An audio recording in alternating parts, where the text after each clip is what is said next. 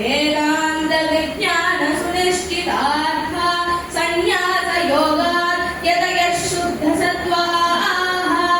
ते ब्रह्मलोके उपरान्तकाले परामृता परिमुच्यन्ति सर्वे दह्रं विपापं परमेश्वरभूतैः यत्पुण्डरीकं पुरमद्य सद्गस्तं तत्रापि दह्रं गगनं विलोकस्तस्मिन्